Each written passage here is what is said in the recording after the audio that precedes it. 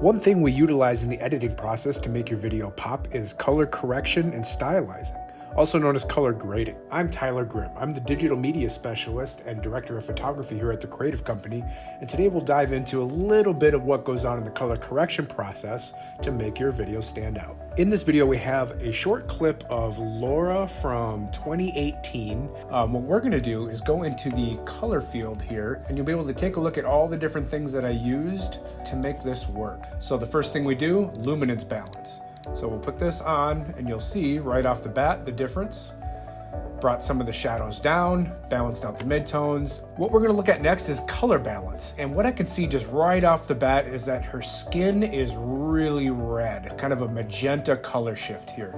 And a lot of that had to do with the LED lights that we used to set this up. I know that Laura's skin is definitely not this red in real life. So what we're gonna do is fix it. On the color balance here, you could see that we went from a bright red shift down to a more neutral skin tone. And that's much more true to life. Third thing we do here is I apply a little bit of sharpening, denoising, kind of take some of the noise out of the background here.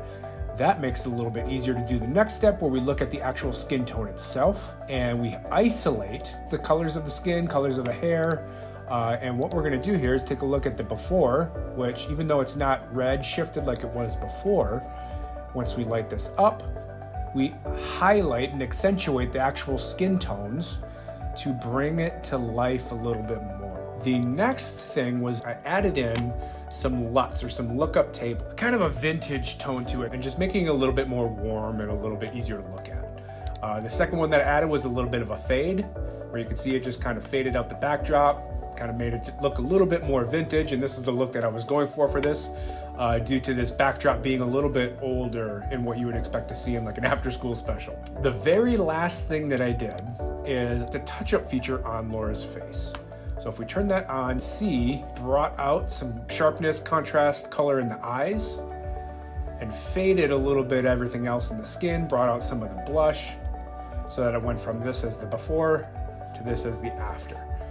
It's a difficult process to go in and do this because sometimes you don't know what you're going to be working with. Figure out what it is that we need to do to make somebody look their best and to have your video pop. It's something that's usually overlooked, but actually can make or break your video.